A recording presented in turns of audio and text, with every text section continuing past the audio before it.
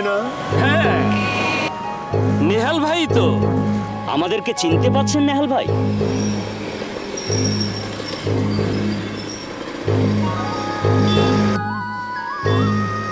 ছাড়ো, আমি তোমাদের সাথে কোনো কথা বলতে চাই না। আপনার মতো বেঈমানের সঙ্গে রাস্তায় দাঁড়িয়ে চিকন কথাও বলতে চাই না। আজকের মতন শুধু দেখে যান, আমরা এখনো আছি। আর আপনাদের ওই সুদিন সাহেবকেও বলে দেবেন আমরা তাকেও ফোকাসে রেখেছি। যান যান।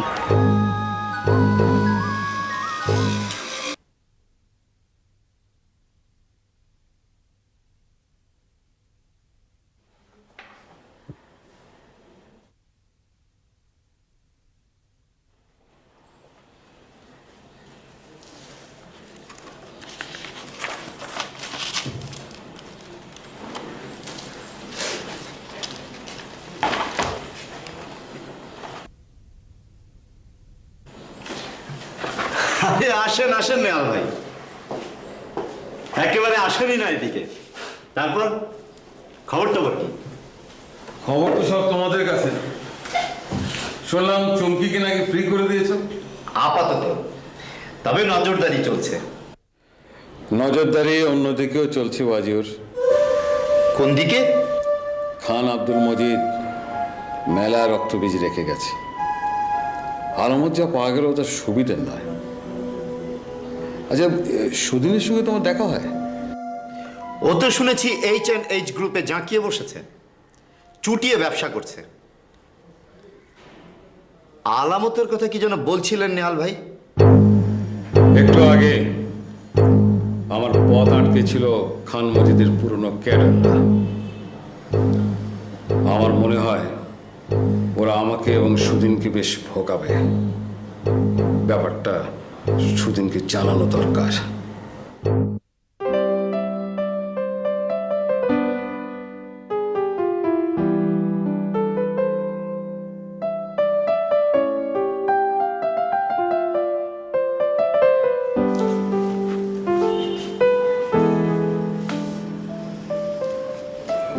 তুমি একটু বসো চুমকি আপা, উনি এখনই চলে আসবেন। কেমন লাগছে চেম্বারটা? সুন্দর না? চুমকি আপা, ডক্টর মনিকা কিন্তু জানেন না তুমি আসবে। তুমি আমাকে এমন করে ধরলে জন্য আমি এলাম। আমি তোমার মনের অবস্থা জানি না।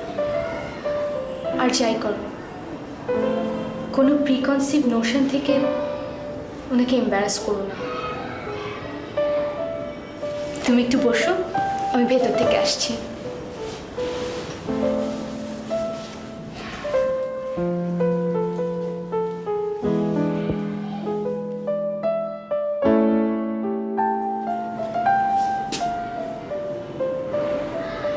আপাতত এখন কোনো পেশেন্ট দেখবেন না।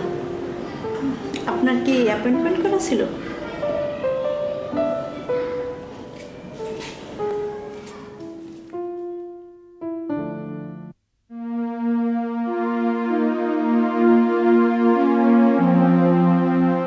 কিছু মনে করে না নায়লা, তুমি ওনাকে আমার বাড়িতে নিয়ে এসেছো।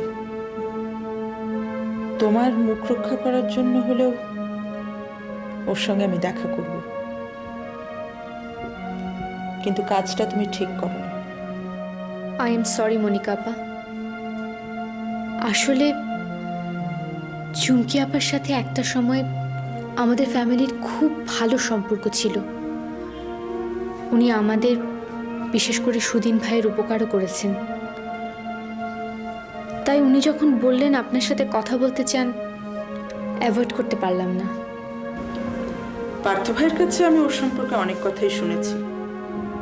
সুদিনকে যে উনি যাচ্ছে তাই ভাবে অপমান করেছেন সেটাও আমি জানি। এই অবস্থায় ঠিক আছে, চলো দেখা যাক কি হয়।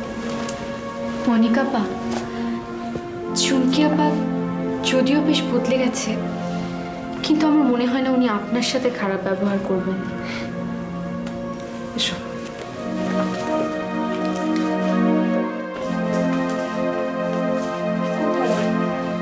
এখানে তো কাউকেই দেখছি না। এই তো এখানে বসেছিলেন, ওনাকে বসিয়ে আমি ভেতরে গেলাম। এত তাড়াতাড়ি কোথায় যাবেন?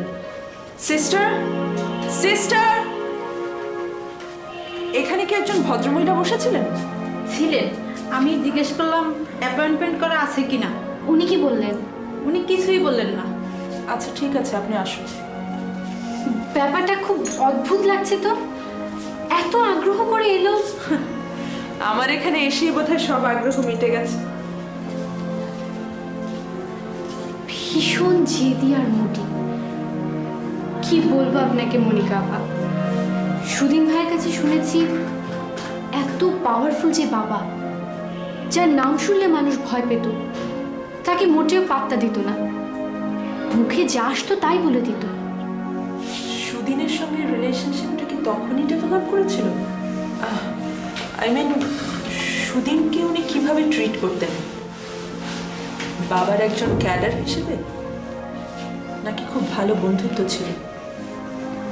সুদিন ভাইয়া চুমকি আপা তার চেয়ে বয়সে বড় জেনেও তাকে ভালোবাসত, কিন্তু চুমকি আপা যখন থেকে জানতে পারলো সুদিন ভাইয়া পুলিশের লোক হয়ে কাজ করত, তখন থেকে শি স্টার্টেড ফিলিং চিটেড।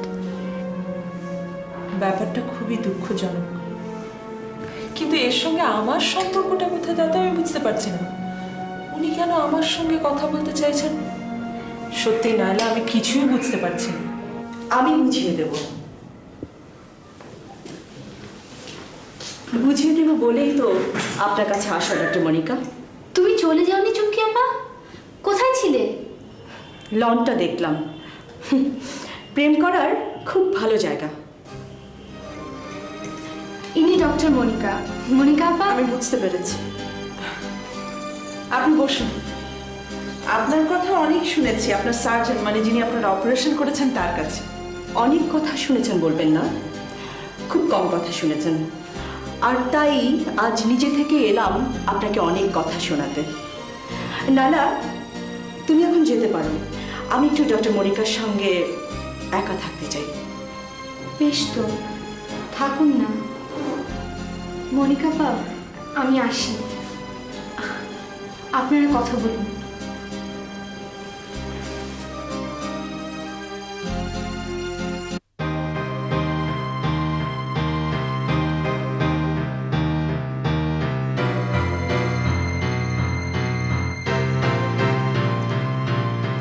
আমি ঠিক বুঝতে পারছি না আমার সঙ্গে আপনার কি কথা থাকতে পারে, আমি কি ভাবতে পেরেছিলাম?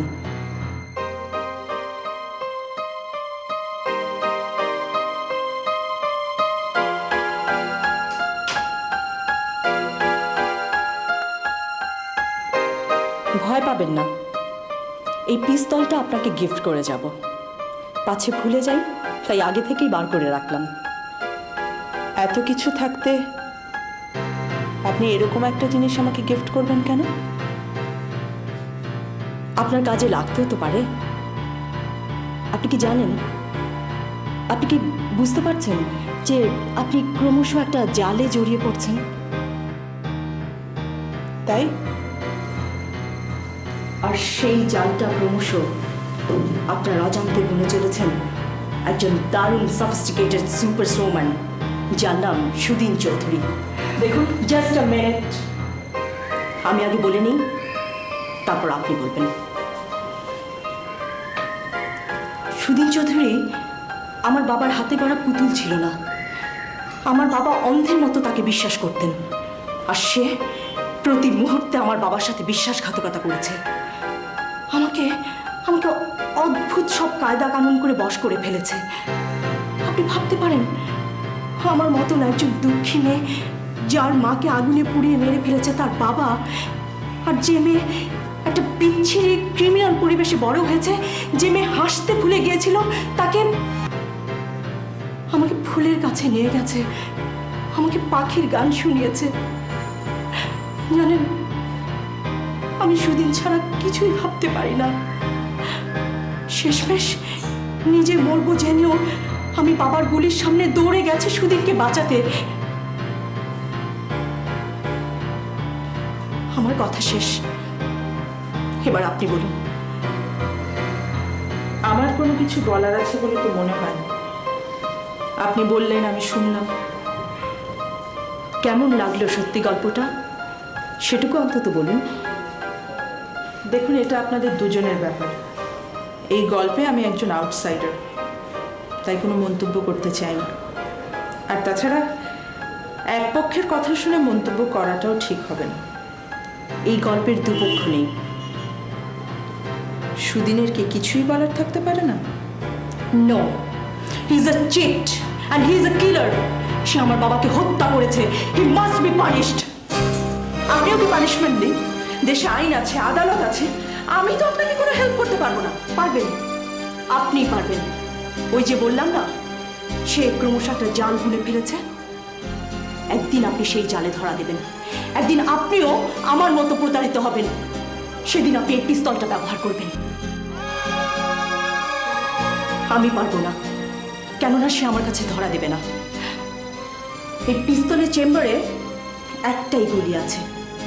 অতএব বি ভেরি কেয়ারফুল, লক্ষ্য যেন ভ্রষ্ট না হয়। চলি, আপনার সাথে হয়তো আমার আর কোনোদিন দেখা হবে।